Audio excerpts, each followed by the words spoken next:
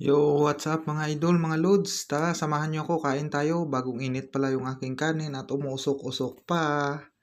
Siyempre, medyo napadami natin mga idol, mga lods. At yan pala ang aking ulam, sinigang na pork. Bagong init din pala yung mga idol, mga lods, kasi kagabi pa yan. Tara, samahan nyo ako for today's video. Lunch time na pala mga kasisi.